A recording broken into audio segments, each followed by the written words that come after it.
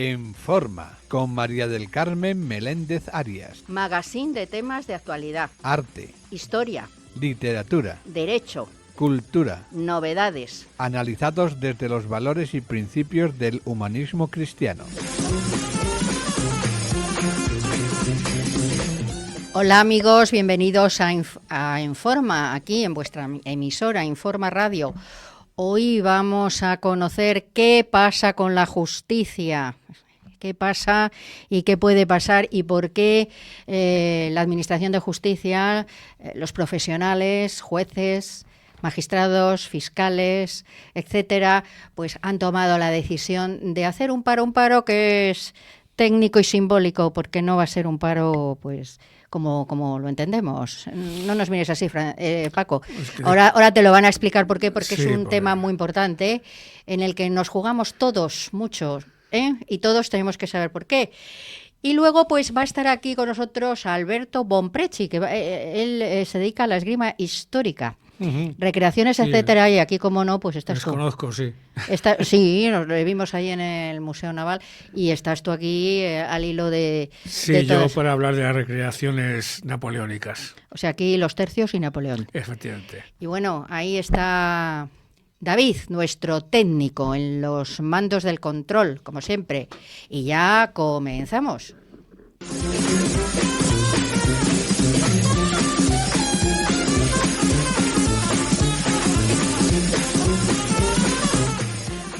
Al teléfono, como os he dicho, tenemos a Fernando Portillo, que es presidente del Foro Judicial Independiente.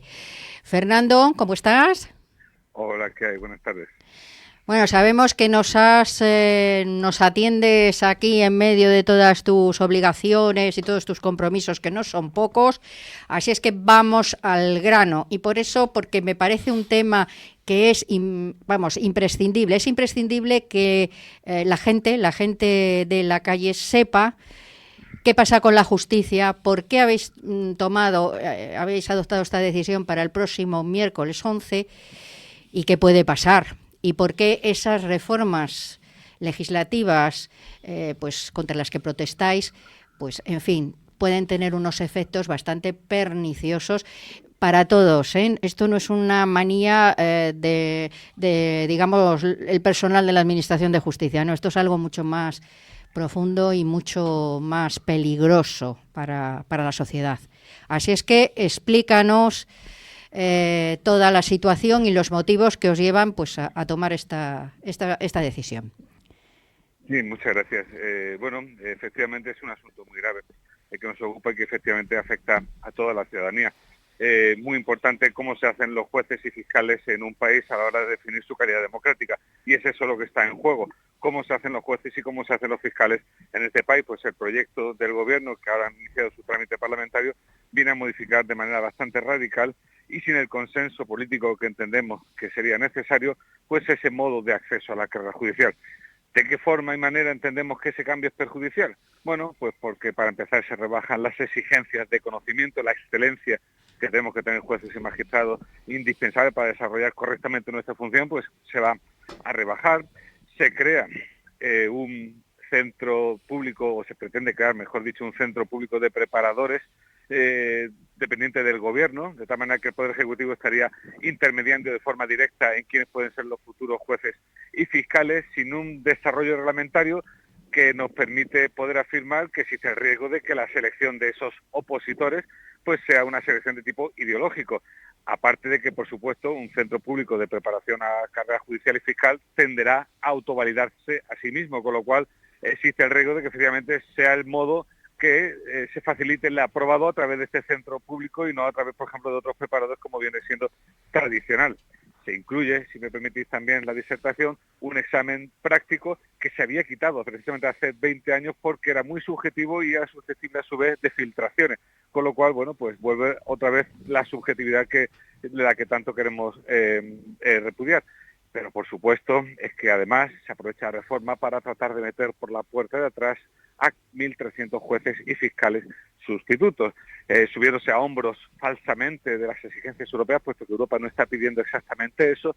Se pretende, mediante un examen muy sencillo, contrario por tanto al mérito y la capacidad que deben ser indispensables para poder acceder a un puesto importante como el de juez y fiscal, pues con una prueba muy sencilla se va a permitir a personas que sean simplemente licenciadas en Derecho y que puedan acreditar 5 años de ejercicio en alguna profesión jurídica, pues el acceso a las carreras judicial y fiscal. Como digo, una rebaja del mérito y la capacidad que va a afectar a la calidad de las resoluciones judiciales, pero sobre todo que mientras que los que accedemos a la carrera judicial por la oposición libre, por el cuarto turno, que son actualmente las 2 vías legítimas para ello, no debemos nada a nadie, nada más que nuestro esfuerzo y al de nuestras familias, el de haber sacado esta plaza, estos 1.300 jueces, fiscales y sustitutos, era muy claro a quienes deben el haber podido acceder a la carrera judicial. Y bueno, por ese motivo por el que vamos a parar realmente a las 12 del mediodía del día 11 de junio para visibilizar ese descontento, para medir a su vez los apoyos que dentro de la carrera judicial tenemos sobre el descontento que existe precisamente sobre esta cuestión, y si no hay un cambio sustancial, hemos pedido directamente la retirada del proyecto legislativo, pero bueno, si no hay al menos un cambio sustancial del mismo, lo que va a venir después es una escalada en las medidas y un final de huelga que nadie quiere, pero que nos vamos a ver obligados a tener que poner sobre la mesa para, bueno, tratar de evitar lo que sin duda alguna nos parece un atentado a la independencia judicial y por tanto al Estado de Derecho. O sea, que es la quiebra de la independencia judicial. Bueno, significa la verdad es que, estas reformas. Bueno, es por decirlo así, una vuelta de tuerca más en el atornillamiento del control político del Poder Judicial, porque esta reforma, contra la que específicamente nos estamos rebelando, en verdad forma parte de otro pack de reformas que hemos estado viendo últimamente, como la creación de los tribunales de instancia, que permite modificar la organización de los juzgados sin gastar un duro en ellos, con esa pretendida, ahora parece paralizada, pretensión de eliminar lo que es la acción popular, para que el monopolio de la acción la tenga sobre el Ministerio Fiscal al que se le quiere también, mediante reforma legal, atribuir la institución de los delitos para sacar de esa fase tan importante del proceso penal a los siempre incómodos e independientes jueces de instrucción, y a su vez se quiere modificar el reglamento que regula a los fiscales para hacerlos mucho más dependientes de su jefe, que es, sabemos, nombrado directamente por el presidente del gobierno, por el gobierno de España, con lo cual el panorama es bastante desolador, porque estamos hablando de quienes llevan a cabo las causas de corrupción están dirigidos por un fiscal que ha sido puesto ahí por el gobierno. Ese conjunto de reformas, como digo, nosotros sí que efectivamente entendemos una degradación del Estado de Derecho, mueve el suelo democrático que estamos pisando, y bueno, concretamente la de la reforma de acceso a la carrera judicial sería pues eso, una vuelta de tuerca más. Bueno, hay que decir que la justicia, si se toma la justicia y la justicia pierde la independencia, se acabó todo. Por supuesto, un poder judicial independiente es base fundamental de que hablemos de un Estado democrático y derecho. No existe democracia si no existen jueces independientes que ejercen su función sin presiones alguna y sin posibilidad de que exista de alguna forma una comunicación entre el poder político y el poder judicial. Ahora mismo esa comunicación no existe, sobre todo con los miles y miles de jueces de base que existen en nuestro ordenamiento, ejerciendo en este país, pero efectivamente está en riesgo esa posibilidad. Yo no digo que el gobierno esté intentando controlar, ojo, políticamente al Poder Judicial, pero las reformas que se están haciendo van encaminadas a que eso pueda pasar. Seguiréis en la lucha entonces, ¿no? Sí, seguiremos. El paro, como digo, está convocado para este día 11 de junio a las 12. Estamos buscando el apoyo de diferentes organizaciones. Ya hemos tenido el Consejo General de la Abogacía Española, de alguna asociación de abogados del Estado, también de la Federación Española de Funcionarios de la Administración General del Estado. En fin, estamos con este tipo de reuniones y el 11 pararemos. Pero, como digo, si este paro no es suficiente, pues tendremos que escalar el conflicto hasta llegar a una huelga. Yo te voy a pedir que nos mantengas informados de todas estas cosas, ¿eh? Por supuesto, siempre, porque es importante que la ciudadanía conozca lo que está ocurriendo para que efectivamente también pueda tener libertad de criterio a la hora de examinar la actualidad y el país que podemos estar construyendo. No, y además que los ciudadanos sean conscientes de que la justicia es básica, es imprescindible, y que administrar justicia, que tiene que ser una labor objetiva, evidentemente, no es fácil. Los jueces, fiscales, etcétera, todo el personal tiene que estar muy bien formado, y tiene que ser independiente. O sea, si tenemos una justicia a merced del poder político, pues ya no tenemos nada. Pues coincido totalmente. Excelencia en la formación e independencia en el ejercicio. No pedimos más. Exactamente, porque tampoco sin una excelencia en la formación no se puede ejercer, vamos, adecuadamente ni como... Son asuntos muy, muy graves los que vemos en el día a día de los juzgados, sobre todo para el ciudadano que viene, y que menos que estemos suficientemente preparados para poder afrontarlos y dar respuestas. Exactamente, y que además, bueno, esta actitud que ha surgido pues de jueces, magistrados, fiscales, bueno, y abogados, todo, digamos, todo el ámbito de la administración de justicia no es una ventolera de los profesionales, es una defensa de los derechos fundamentales y del Estado de Derecho, ¿eh? Sí, es correcto, efectivamente. Es por ese motivo que en otras ocasiones que hemos tenido algún tipo de reivindicación o reclamación, pues simplemente la hemos dirigido al organismo que creíamos pretendiente y ya está. Pero ahora sí que estamos recabando el auxilio de diferentes organismos e instituciones y participando en debates como el que ahora estamos teniendo para tratar efectivamente de llegar a toda la sociedad civil y, bueno, concienciarla de la gravedad de lo que está pasando. Pues en esa labor y en esa función aquí tenéis estos micrófonos a vuestra disposición, ¿eh? Así es que ya nos vais contando. Estamos en contacto, muchísimas gracias. A ti y nada, oye, nos va en ello mucho, así es que muchísimo éxito porque nos va, digamos, una parte esencial de nuestra vida, de nuestros derechos fundamentales. Correcto, así es. Venga. Sabemos que tienes ahí muchas cosas que hacer, así es que hasta la próxima. Encantado de estar con vosotros. Un abrazo. Un abrazo.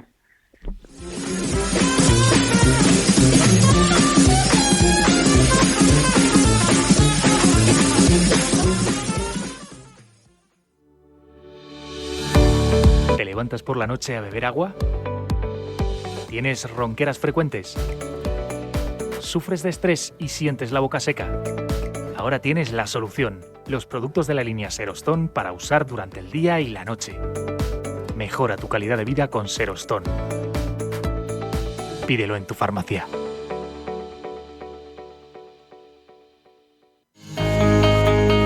Zavala Elósegui Abogados es el despacho que te acompaña en cada paso con un equipo de especialistas en todas las áreas del derecho, ya sea en derecho civil, penal, laboral o administrativo fiscal. Ofrecemos un servicio personalizado y eficaz, adaptado a sus necesidades. Si buscas soluciones legales confiables, cercanas, estamos aquí para ayudarle.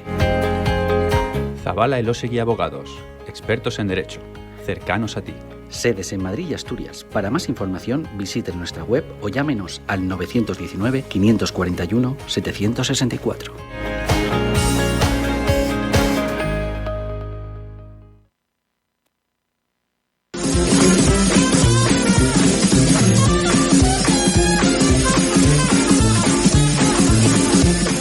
Y aquí estamos de vuelta, pues con un tema mucho más relajado, digo yo.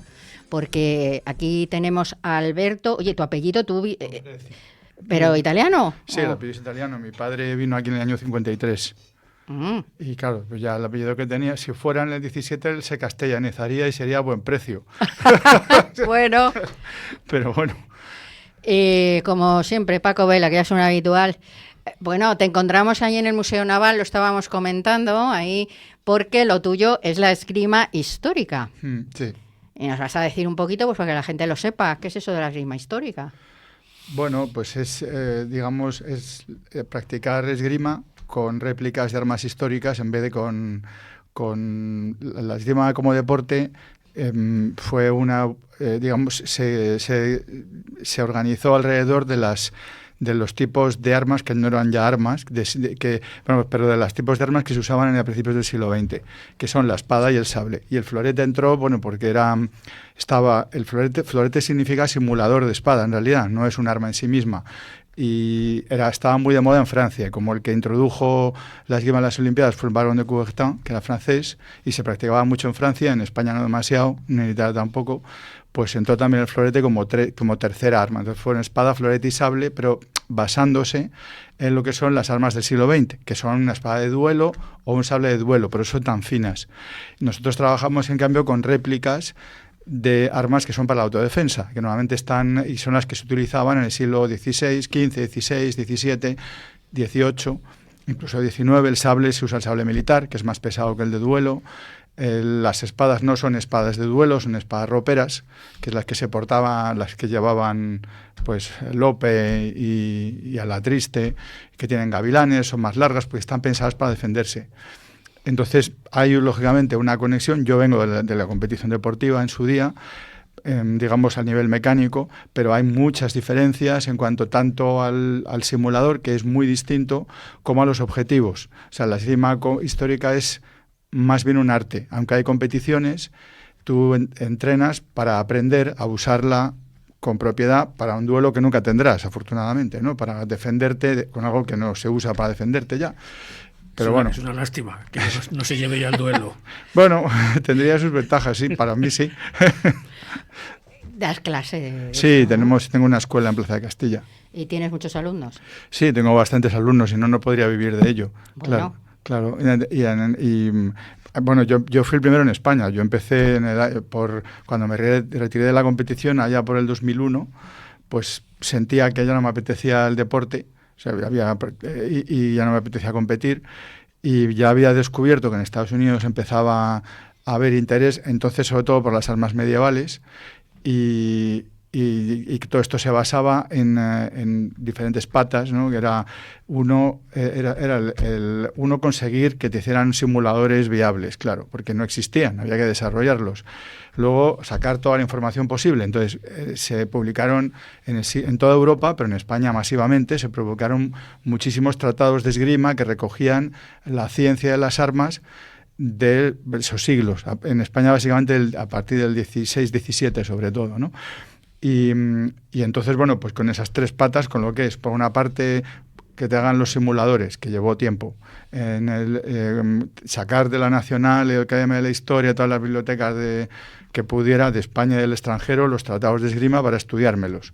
Y luego practicar, tener un grupo, crear un grupo, empezar a enseñarles y practicar para ir evolucionando la práctica, porque es distinta de la práctica moderna, porque el arma es muy distinta y los objetivos son muy distintos. O sea, tú no tiras para ganar, tienes que intentar darle que no te dé, pero se trata de dar sin recibir, y además hay una cierta honestidad intelectual. O sea, no sirve para nada darle y decir, bueno, digo que no me ha dado y así le gano. No es el objetivo. Hay una honestidad. Entonces, si te dan, tú reconoces que te han tocado, porque lo que se trata es de ir mejorando, porque cada vez que te dan hay unos errores mecánicos, entonces ahí progresas, ¿no? Entonces el objetivo es muy distinto en la esgrima histórica, es más, y luego que tienes todo el trasfondo cultural y el enganche con la historia, porque como yo suelo decir, lo he dicho en la universidad desde el 2011, cuando empecé a dar cursos en la Universidad Complutense, pues la espada te pone la historia a la mano. Tú coges una espada, te empiezas a preguntar cosas. Luego vas adquiriendo conocimientos sobre tipologías de espadas, porque todo esto se clasifica, se codifica, y hay tipologías de espadas para las medievales, para las espadas del barroco, en función de su guarnición, de la hoja, de la forma, de la configuración. Entonces acabas sabiendo mucho de armamento, de armas blancas. Generalmente a la gente que le gusta la esgrima, le gustan las armas en general y las blancas en particular, y acabas sabiendo, pues yendo a museos, y la gente los alumnos, claro, no saben, pero ya les vamos explicando nosotros todo eso, y han sido saliendo publicaciones. Hace José Manuel Rodríguez, que es un catedrático de historia medieval de la UNED, publicó hace poco un libro que lo tengo que poner en las redes sociales porque es muy bueno, con un montón de artículos de especialistas, pero él hace algunos referidos a la espada y broquel, y otro de me parece que es norteamericano, que establece una nueva forma de clasificación de las espadas, porque la que hay hasta ahora es una que viene de un coleccionista inglés de los años 50 y está un poco obsoleta. Entonces, todo esto solo está empezando. Esto con el tiempo se mueve a nivel internacional, y luego yo tengo que publicar ya en castellano para dejar más, o sea, que haya cosas por escrito también en español sobre nuestra propia tradición. Bueno, por eso estabas en el Museo Naval. Es que Paco es experto en el Museo Naval. Bueno, experto. Sí, te conoces el Museo Naval como tu casa. Yo creo que a lo mejor mejor. No, mejor no. Es que soy de mucho ir por ahí. Y cuando estaba en el Museo del Ejército también iba mucho por ahí. Eran dos de mis visitas. Cuando estaba en Madrid. Cuando estaba en Madrid, claro, por supuesto. Sin comentarios. Sí. Y de hecho creo que habremos coincidido ahí seguro alguna vez. Porque, sí, yo cuando se lo llevaron, que nos reunieron, yo me opuse, vamos. Yo cuando nos llamaron para decir, no, pues si se lleva a Toledo, yo decía, me parece buena idea. Creo que es mejor que se quede en Madrid, pero bueno, era una decisión que ya estaba tomada. Sí, totalmente política. O sea, Sí. respecto, o sea, es una pena porque yo de recuerdo había muchos fines de semana de estos que llaman de puertas abiertas, Sí. donde muchas veces mi grupo, los voluntarios de Madrid, pues pasábamos ahí el día, un sábado, un domingo, Claro. ahí con todos los chicos y la gente que Claro. iba sin saber a lo que iba y nos descubría y alucinaba. Claro. Y yo recuerdo creo haber estado una vez con vosotros. Nosotros No sé si hicimos- contigo, pero con algunos otros compañeros tuyos porque hicisteis algún tipo de... Nosotros hicimos, Sí. en el 2004, estuvimos haciendo una exhibición fuera. Bueno, yo tenía todo hay fotos, tenía todo el pelo negro, ahí todo con la barba negra, otros tiempos, claro, hace 21 años. Y entonces íbamos mucho y entonces hicimos varias colaboraciones y esta fue pues muy espectacular porque fuimos como 30 y tantos, estuvimos ahí en la entrada donde estaba el patio, que de hecho hay una mancha ahí donde están los cañones porque no es nuestra. Hubo otra exhibición de otro grupo y le dieron un golpe, estaba coreografiado, se equivocaron en la coreografía, le dieron un golpe en la boca y empezó a sangrar. Entonces cayó la sangre al suelo y como eso es poroso lo chupó y se ha quedado la mancha ahí. Sí, bueno, que la recreación parece que no, parece que es inocente, pero tiene sus riesgos Sí, también. lo tiene, sí. Todos lo hemos vivido. Momentos bastante dramáticos con gente que incluso ha llegado a perder unos dedos por un sablazo o un brazo por un cañón mal Sí, dispuesto. verdad. Todo eso es conocido y hay que tener mucho cuidado. O sea, no es un juego, evidentemente. No. O sea, que la espada hay que manejarla bien. Bueno, nosotros que llamamos protecciones, claro, porque es Ya. distinto. Yo creo que la recreación tiene riesgos porque ellos van con la ropa de la época, entonces no se protegen la cara porque normalmente si van vestidos de napoleónicos no van a llevar una careta de esgrima. Él se Claro. ocupa de esa época Claro. precisamente. O sea, que en esa época Sí, pero también manejaban la No, espada. en mi época, por ejemplo, no se le da mucha importancia al arma sable. blanca, salvo aquellos que representan caballería, ¿no? Sí. Entre nosotros lo que prima es el fusil. El fusil, claro. El fusil de pólvora negra, pero yo creo que incluso eso mismo también Eso tiene es peligroso, sus riesgos. Y eso que disparamos sin bala. Claro, ya, Pero pero- yo he visto, eso lo he visto yo, en recreaciones, el soldado de turno se ha puesto nervioso, se ha dejado la baqueta en el cañón y al Y la ha disparar disparado. ha salido como un arco y una flecha. Claro, Mira, eso es peligroso. Claro que es peligroso. Y hay que tener una instrucción y una disciplina pues muy, muy como la de la época. Sí. O sea, todos los que nos reunimos alrededor de estas cosas somos gente muy concienciada sobre que lo que queremos hacer es algo realmente que represente lo que era de la época, tanto la uniformidad, las armas, la instrucción, el manejo y incluso las formaciones y la instrucción. Claro. O sea, todo basa en que la gente que nos vea no se piense que somos unos frikis, que es lo Claro. que siempre piensan cuando empiezan. Luego cuando acabamos se dan cuenta de que no, esta gente se lo ha currado. Claro, O sea, ahora es mismo, que- por ejemplo, que están muy de moda los de las legiones romanas, los de la Legión 7. Sí. Pues tienen detrás de eso, que la gente a lo mejor se ríe o hay un trabajo en todos los niveles. Hombre, los romanos sí, para como no tienen mucha formación, hay mucha formación en orden cerrado, claro. Además, lo curioso es que les ha dado por incluso hablar en latín y la gente es que no y lo hablan entiende. bien Sí, o claro. meten la pata. Al principio no lo sé, pero Porque yo el creo latín- que ahora, por ejemplo, se lo han tomado muy en serio. Es como nosotros, hay un grupo en España, en Málaga, que representa un regimiento suizo, el de Reading. Pues son el de todos Reading. españoles, evidentemente. Sí. Pero sin embargo se han empeñado en dar las órdenes en alemán. En alemán, porque las tropas suizas españolas eran todas tropas de Suiza. Tanto los oficiales como las tropas eran todos suizos, de cantones católicos, pero todos suizos. Y claro, Eso es una curiosidad. sabían español. Seguramente mucha gente no lo sabe. Bueno, sí, posiblemente hay tanta gente. Que tantas había, cosas que o sea, gente- soldados sí. españoles suizos, ¿o cómo? No, Eran suizo. soldados suizos Sí. alistados en el ejército español. Sí. Ah, Como había Irlandeses balones también, había en la irlandeses. Guardia Real. Sí. Irlandeses, pero los irlandeses, por ejemplo, era solo ya casi la oficialidad. y balones en la Guardia Real. Balones. Balones. Balones de Balonia, sí, de Sí. Bélgica. Verdad. Y claro, toda esa gente hablaba su idioma y las órdenes, como los oficiales eran de esa nacionalidad, se daban en ese idioma. Claro. Aunque luego, evidentemente, controlaban el español, porque Claro. es lógico. ¿Y eso que venía de Flandes o cómo? ¿De la Los época balones, esa? sí, los balones vienen de la época de la época que se instalaron aquí los Borbones, que se hizo una Guardia Real a semejanza de la de Luis XIV, y había regimientos de esa zona, de Flandes, de Valonia, y luego aquí también se hizo los españoles, pero vamos, duró mucho tiempo, los regimientos valones en España hasta casi mediados del siglo XIX aguantaron, igual que los irlandeses, que también se disolvieron a mediados del siglo XIX. O sea, y los suizos igual. Los suizos, es que los ejércitos borbónicos o napoleónicos o británicos de aquella época eran ejércitos de nacionalidades. Sí. O sea, primaba la religión o primaba la ideología, da igual de donde fueras. Tuvieras tener irlandeses, tenías suizos, había polacos, había italianos, pero lo que primaba era, por ejemplo, en España, que sean católicos. Eso era fundamental. Si eras católico y querías servir al rey de España, no había problema. Si no, no había tu tía. Bueno, eso viene de viejo, eso viene de siempre. Claro, efectivamente. Entonces es la curiosidad de que estos malagueños, hace mucha gracia oírles hablar en alemán con el deje andaluz. Ah, bueno, sí, será una mezcla. Claro, pero vamos, como decía, esto, la implicación por hacer las cosas como Dios manda es nuestra modus vivendi. Cantidad de sitios en los que no hemos ido porque se hacen auténticas payasadas, o cantidad de gente a la que no se le ha dejado incorporarse porque no asume la realidad es como si, por ejemplo, tú hacías una recreación y te viniera un señor vestido de tercio pero con zapatillas de deportes. Pues no, eso no es posible. En aquella época no había. Claro, pero pues hay mucha gente que se lo toma así. Esa gente a la que hay que poner coto, porque esa es la gente que luego te desprestigia. Y mucho más cuando te juntas con otros de otros países, porque la reacción napoleónica en Europa es algo muy antiguo y muy potente. Y se lleva a una realidad realmente que hasta nosotros, que nos hemos considerado siempre muy históricos, nos asusta.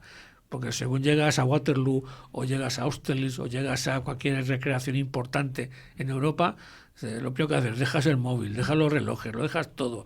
Dice, en cuanto atraviesas esta puerta, has cambiado al pasado, viajado al pasado. Y no te dejan entrar nada por el estilo. Y ahí está tu escuela, ¿no? No, nosotros la educación no, o sea, nos dedicamos al estudio más del armamento, es decir, un esgrimista antes que la ropa prefiere comprarse armas. Entonces te compras espadas originales, espadas réplicas, ¿no?, para practicar, porque te interesa más los aspectos técnicos de comprensión del arte de la espada, que realmente y luego la historia. Los profesores, bueno, yo lo hago porque es mi trabajo, pero yo estudio mucho la historia para contextualizar lo que yo hago, para entender lo que yo hago. Tengo ropa del 17.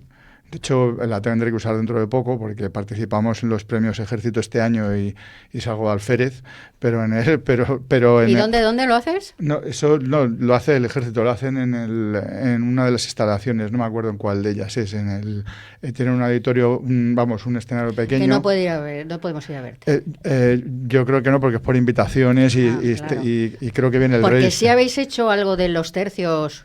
Sí, nosotros lo que hacemos es trabajar con las formaciones de piqueros. Entonces pero la gente no tiene todo, algunos tienen, pero no todo el mundo tiene ropa, sino lo que trabajas es con la disciplina. Es decir, yo lo que hago es me he cogido todos los manuales de instrucciones militares del siglo XVI y XVII, más la propia experiencia práctica, que coges ideas de los ejércitos modernos, del entrenamiento que tienes, y trabajas para que la unidad se pueda mover con velocidad. Entonces, el tema es que se desplieguen con rapidez, se vuelven a replegar con rapidez, haces todas las formaciones que hacían, sabes manejar la pica con soltura todos a la vez, entonces se dan la vuelta y luego poco a poco vamos añadiendo más órdenes, porque claro, ahí se hacía con el tambor, entonces ahora estamos trabajando con un recreacionista que recrea tercios, que él es músico, es catedrático de música, y él está trabajando, reconstruyendo todos los toques antiguos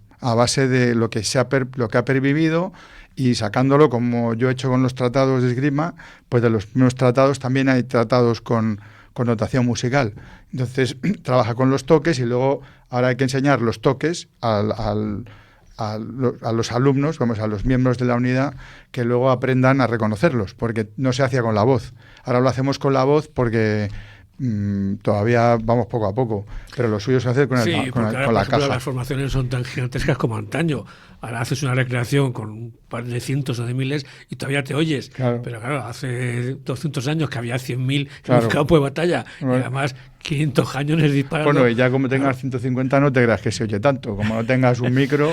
Yo lo sé porque cuando se hizo la Ana Triste, nuestro grupo estuvo ahí en participaste. Nuclés, trabajando a fondo con toda la gente, con lo que se montó ahí, y bueno, acabamos exhaustos. Sí, eso es que Manejar a 1000 individuos bastante... es que 1000. además no están entrenados. claro, 1000 se es el dice problema. pronto, Sí, ¿no? pendencieros, y además pues oye, nos costaban nuestras horas para formarlos, para decirles, mira, esto así, esto así, y yo ahí aprendí a manejar el fusil de horquilla y Así, mecha. que lo pones.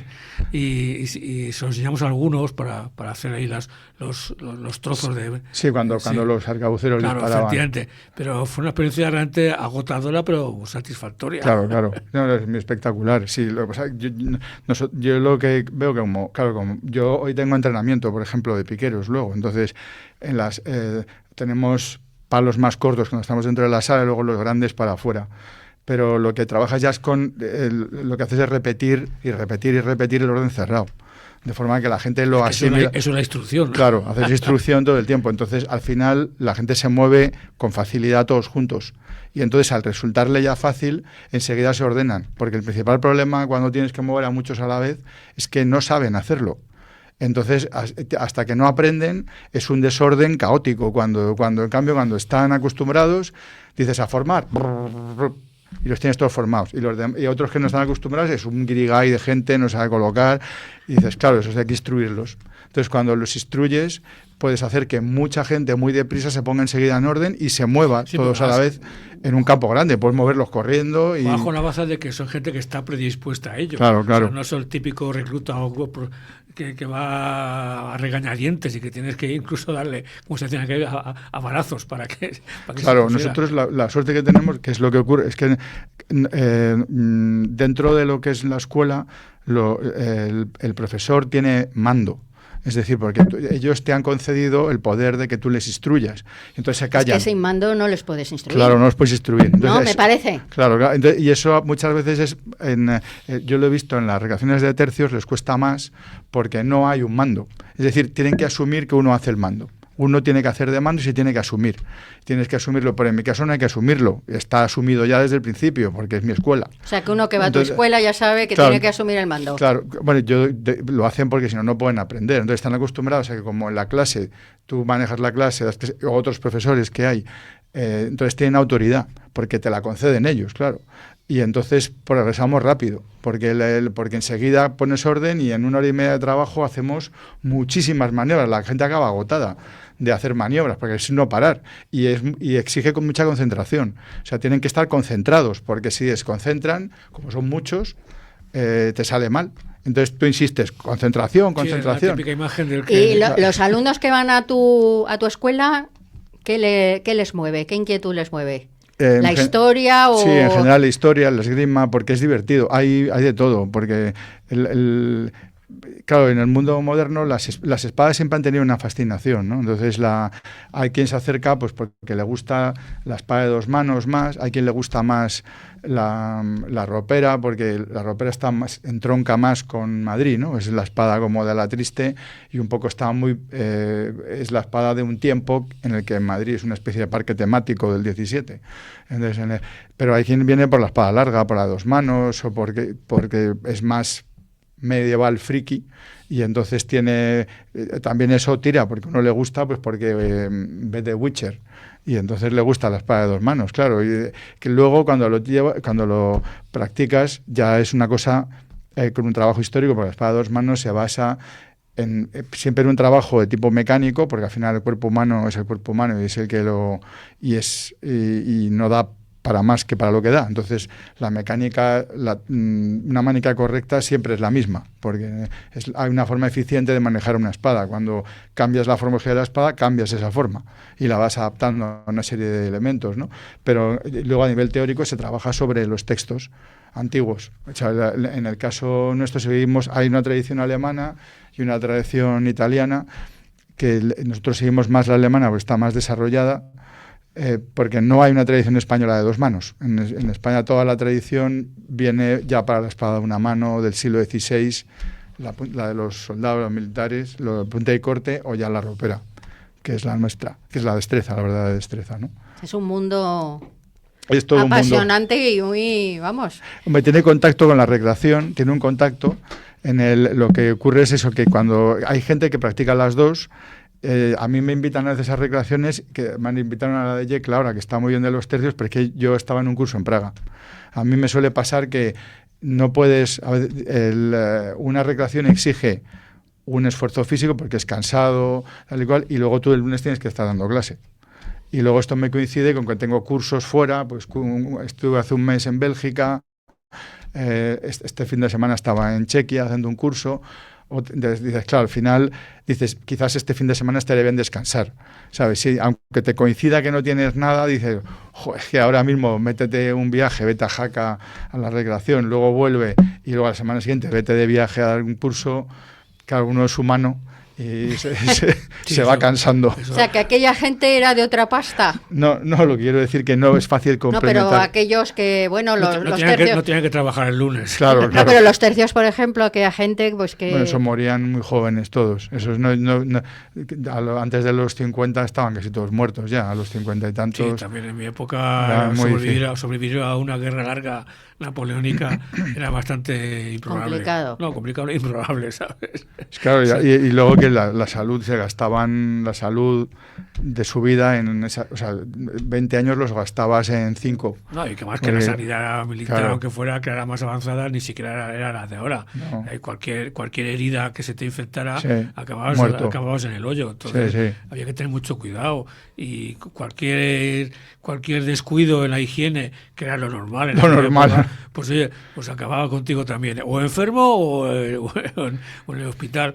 Y muchas campañas, muchas batallas, al final el mayor número de bajas son bajas por enfermedad. Sí, bueno, enfermedad y heridas. Heridas infectadas. Sí. O sea, a lo mejor en una batalla que había 100.000 soldados, pues a lo mejor había 3.000 muertos, 4.000 heridos, y al final había 17.000 que acababan todos enfermos. Tullidos, exactamente. Y así es como se hacían las batallas. Sí. Y eso, además eso lo estudias. Y cuando te haces recreador y cuando vas a estas recreaciones, al vivirlo, compruebas muchas de esas cosas que has leído y que al principio a lo mejor no te crees. Sí, pero ¿sabes? Y yo cuando hice mi primera demostración de tiro con munición, con el fusil del 1801, pues dices, ¡buah! Si estoy disparando a 20 metros... Pues nada, o sea, la bala ni aparece, porque como son fusiles de ánima lisa. Claro. Eso... ¿Dónde ha llegado la bala? Nadie lo sabe. No se sabe. Y hasta que no estás a 14 o 15 metros, no consigues darle un maniquí del tamaño natural. Claro. Y dices, claro, ahora comprendes por qué tan pocos muertos y tan pocos heridos en una batalla. Claro. La batalla al final vencía el que era más fuerte de moral y aguantaba una carga. Y la bayoneta. Y la bayoneta, exactamente. Eso es lo que decía Napoleón, ¿no? Que dice... como era algo que para los valientes el fusil solo es lo que sujeta la bayoneta. Sí, exactamente. Es que se disparaban a 15 o 20 metros, formaciones de miles de hombres. Sí. Y aún así, cuando hacías una descarga por compañías o por batallones, y a lo mejor dejabas 7 muertos enfrente. Y acaban todas las balas por ahí perdidas. Claro, es que con la potencia actual de fuego y la precisión no podrías hacer eso. Eso no, por supuesto que es no. Tipo de guerra. Eso la gente no lo entiende porque ni se lo han explicado ni lo ves. Ves delante de las pelis, ven pelis que se disparan a quemarropa, un montón y de repente ves enfrente a caer muertos casi toda la formación. Dices, pues no, esto no es así. Yo eso lo he dicho, pero hoy en día parece que... Pero yo lo llevo diciendo muchos años. Digo, yo sí creo que en el colegio se tenía que enseñar algo de lo que es eso, no para que no tiene que ser porque quieras ser militar, pero deberías saber qué es la infantería, qué es la caballería, qué es la artillería, para qué sirven los aviones, para qué sirven los tanques, porque todo eso uno no lo ve, cuando no tiene interés por ello, porque nosotros con los que andamos, lo que decía, la gente que le gustan las espadas, al final le gustan las armas y acaba leyendo de aviones, de tanques, de no sé qué, y acaba sabiéndose los modelos de tanques, no todos, pero hay que... Además en la sociedad actual, tal y como está ahora mismo todo... Claro, pero es verdad que saber, que esa curiosidad es como tener una cultura de economía, que es es práctico, ¿no?, en el mundo moderno, saber qué es la oferta y la demanda, pues también es práctico saber algo de lo que es, de por qué todo eso. Porque de por qué todo eso y para qué sirve, para que tú lo sepas. Eso es esencial. Yo creo saber por qué, ¿no? No, ¿por? No, pues para saber por qué pasan las cosas y... ¿no? Sí, pues claro. para la gente inquieta como Y que nosotros. cuando te cuentan algo, saber si es verdad o mentira. Claro, yo Pues creo... si no sabes el por qué, pues ni cómo funciona eso, pues te pueden contar una milonga, ¿no? Bueno, sobre todo porque piensas que a veces es inútil y no se entiende a veces demasiado bien. Luego, para el mundo moderno, el gasto militar o el gasto tal, y se piensa que no sirve para nada, y dices, es que realmente es muy complicado todo eso. O sea, nosotros mismos no lo sabemos, pero tener una cultura general de lo que es la cultura de defensa está pues bien, eso- como eso- tener una cultura económica, una cultura En nuestra época sí La que cultura sí que- siempre está bien Claro. y nunca está de más, sea de Claro. lo que sea. Claro, Pero claro. la cultura de defensa ahora te están insistiendo, después de que la han atacado. Claro. La defensa no había que defenderse ni había Claro, que nada, pero ahora... yo creo que o sea, no es algo... No Pero es como una cultura histórica que ahora mismo Claro. prácticamente no se, ni se estudia ni se presta atención. Es que la historia está... o sea, la historia y o sea, la economía y la guerra están siempre estrechamente Hombre, vinculadas. Yo creo que no se puede Entonces, hacer una guerra sin claro, economía. Claro. Entonces, a veces para entender todo lo que ocurre tienes también que entender eso. Y no solo saber que, bueno, que sí, que cuando en el siglo, a finales del XVI, cuando hemos tomado Filipinas, algunos gobernadores propusieron, sin mucha información, que uno proponía conquistar China. Conquistar China era abrir nuevos mercados. No había. Y entonces él propone hacerlo con 5.000 hombres, que es una cosa ridícula, eso era gigantesco, pero no lo sabían. Luego otro un poco más realista dice que harían falta unos 30 o 40.000 para. Y al final eso Felipe II seguramente lo desechó. Sí, claro. y estableció un tratado de colaboración con la dinastía, creo que era la Ming, ¿no?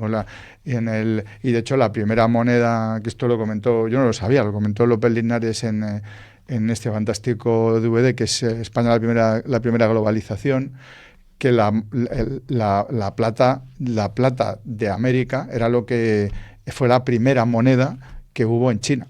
Sí, porque los chinos, el tratados comerciales con China se basaban en enviarles allí mucha plata. Claro. Y a cambio ellos nos entregaban todos sus productos manufacturados, seda, porcelana, claro. Todas estas cosas. Eso es parte de lo fundamental de Filipinas, claro. Que fue la apertura de ese comercio. Pues luego, más allá de que hubiera sus piratas y... El galeón de Manila. El famoso galeón de Manila. Llegamos al galeón de Manila, ¿no? Eso venir Rafa Codes para hablarnos de eso.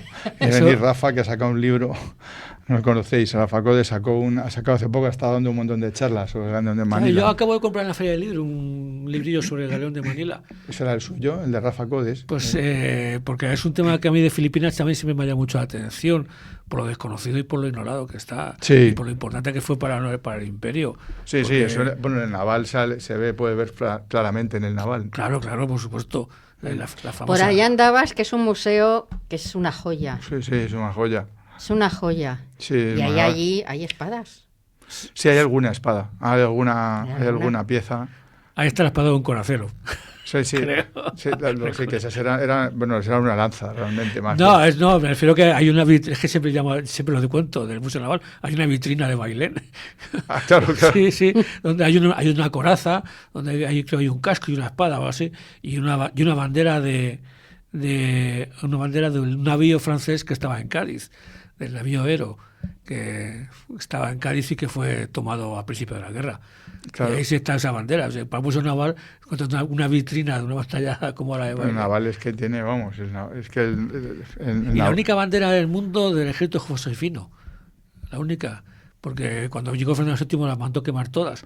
Pero alguien se la dio quedar. ¿Quién era que era el ejército josefino, el de José Bonaparte? Claro, ¿no? el ejército que intentó levantar con españoles en aquella época, que fue un auténtico fracaso, porque cuando conseguía a base de presos y a base de desertores, conseguía levantar un regimiento, y a los 2 meses que los habían vestido armado, desertaba en bloque. Claro. a los patriotas. Es que esto es lo que pasa, que puede haber por ahí algún despistado y diga, ¿qué ejército es ese, Josefino? No, pero se llegaron a formar algunas unidades, no muchas, un par de regimientos de infantería, Sobre todo la Guardia Real sí que, o sea, su Guardia Real sí que fue bastante decente, documentada. Sí. Pero de la infantería, la única bandera que existe es la que está en el Museo del Ejército, del regimiento del número 6, creo.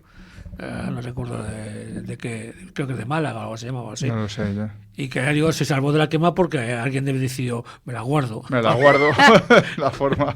Porque no sé cómo acabó en el museo. Pero vamos, sí. Pues que alguien le habrá donado. Hombre, claro, por supuesto. Habrá dicho, bueno, pues vamos a que esto perviva.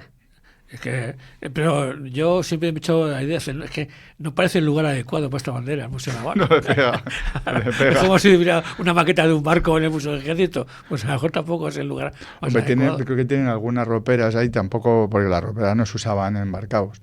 Se usaban armas más contundentes porque no puedes hacer esgrima refinada de autodefensa en un barco. Sí, lo que hay muchas armas de almirantes y generales. Sí, eso sí, los espadines. Como piezas particulares. Sí, pero eso no son para defenderse. No, claro, evidentemente. Eso, para luchar usaban los briquet, vamos, o los sables de asalto. En la época de las galeras sí que se peleaba muy... Claro, bueno, los tercios se peleaba el arma blanca, pero tenían... armadura, iban con media armadura, y los chuzos, que eran medias picas, o con espada y rodela. Entonces disparabas la arcabucería, soltabas el arcabuz, cogías la rodela, sí, abordabas, o sea, disparaban tus compañeros y abordabas tú.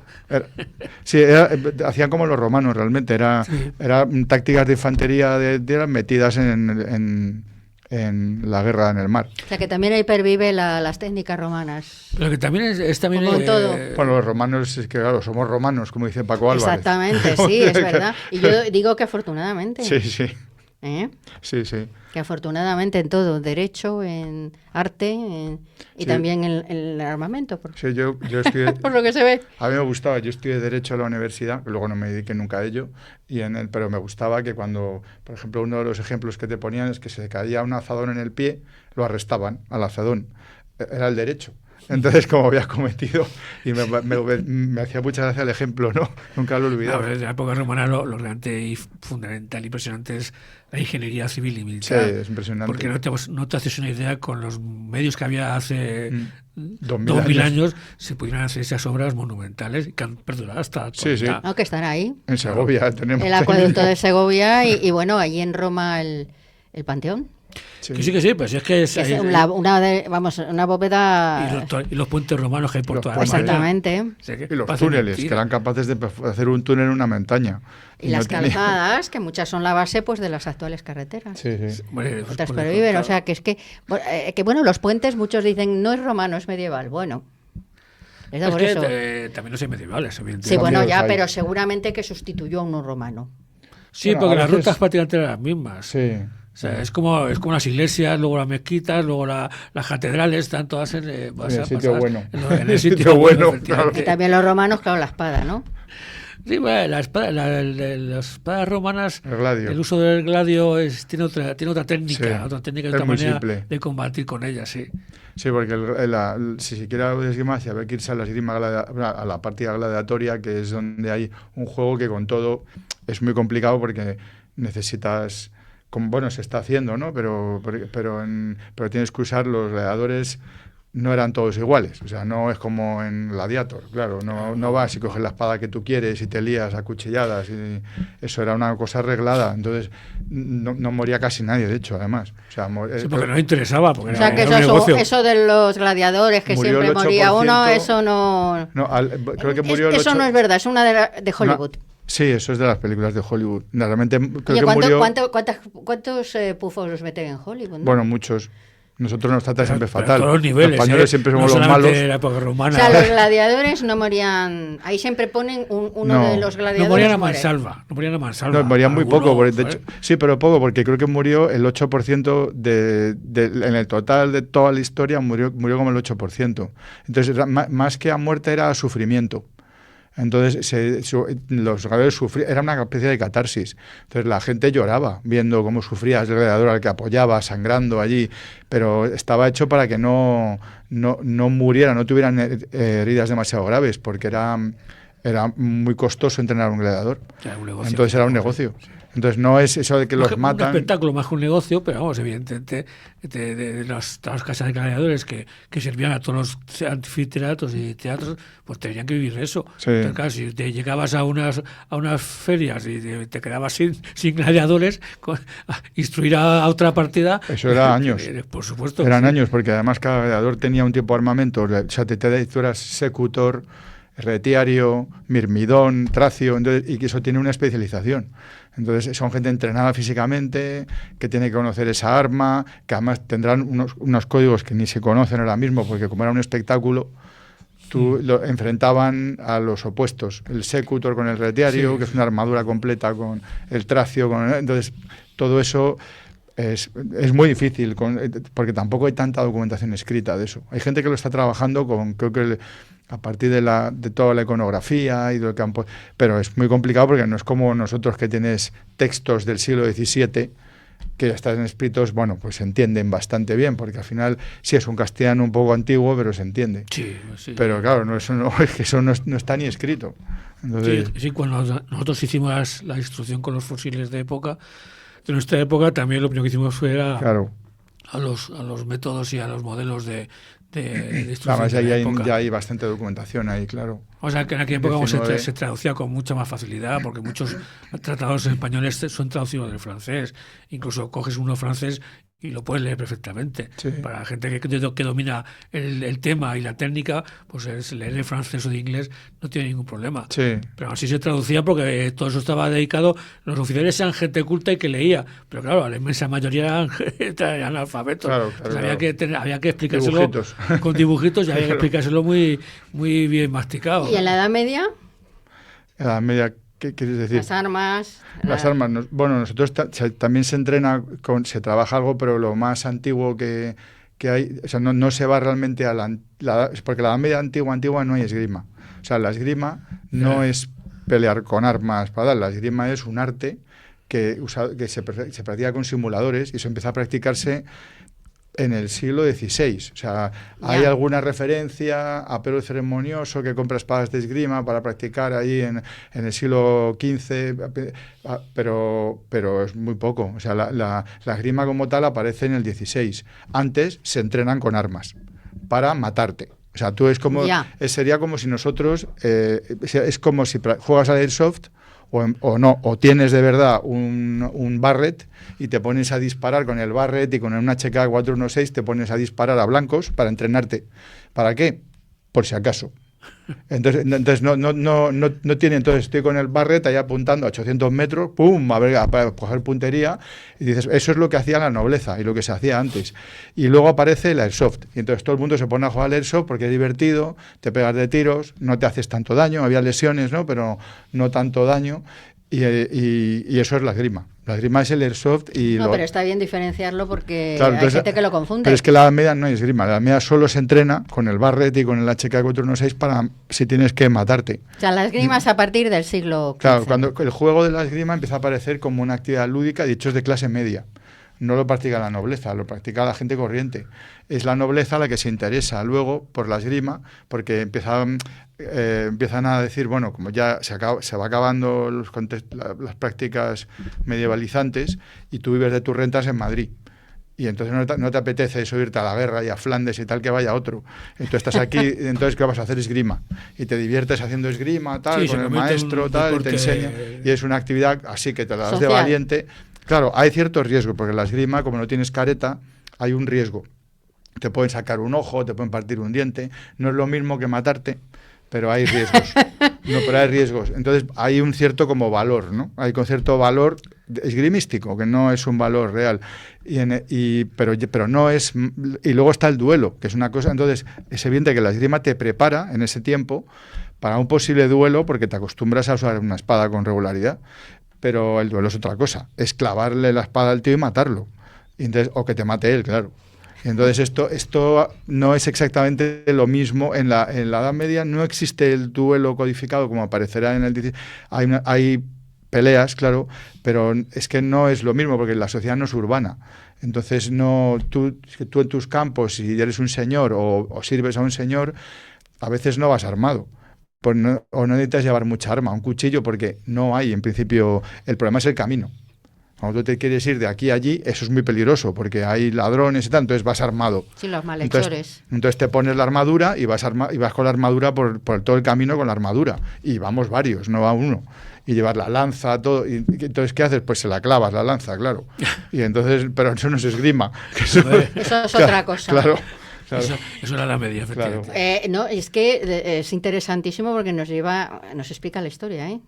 Bueno, no te espera, pero hay sí. hay cosas que es Podemos que a veces... recorrer la historia con la esgrima, o sea que es importante. Hombre, la espada, como digo, te pone la historia en la mano. Te empiezas a preguntar cosas y te dices, bueno, ¿cómo era esto? Pues las espadas eran carísimas en la Media, porque la tecnología era una cosa muy secreta y hacer una espada costaba un dineral. Entonces no era accesible. La gente usaba el bastón cerrado o mazas de acero sólido que no necesitan un temple diferenciado. Tal. En cambio, la espada se empieza a abaratar la fabricación ya a partir del siglo XV-XVI, que es cuando se populariza la espada masivamente. En Madrid había top manta de espadas. Te vendían las espadas en cestos. Y eran una mierda, claro. No hemos inventado nada. No. Somos muy parecidos. Ya nos vamos a tener que ir, me parece, porque ya está David diciéndonos que nos tenemos que ir, pero vale. Nos tienes que explicar más cosas. Bueno, otro día. Otro día nos tienes que explicar y a ver, yo qué sé. A una clase, bueno, pero... Me ha aburrido una clase, eso hay que hacerlo en directo. Claro, pero bueno, yo qué sé, nos tienes que tener al tanto de ese mundo, pues me ha parecido apasionante, tú ya lo conoces más. Sí, lo conocía, además que por la película triste, hasta tuve que aprender mis nociones. Claro. Tienes tus nociones. Pero no de esgrima, más bien del uso de armas de fuego. Claro. Así es que bueno, ya David nos va a reñir, ¿no? Sí, nos está diciendo que adiós. Pues nada. Pues oye, que ha sido un placer, Alberto. Igualmente. Te esperamos aquí más veces para que nos cuentes y a ver si nos vemos por ahí, por algún museo, algún sitio. Ahora, museos hay unos cuantos, ¿no? Y volveremos al Naval también. Eso, al Naval hay que volver, nosotros volvemos de vez en cuando. Y bueno, vosotros oyentes, pues aquí nos hemos dado un baño de historia, que nunca viene mal. Que paséis una semana estupenda y aquí nos volvemos a reencontrar. ¡Sed muy felices!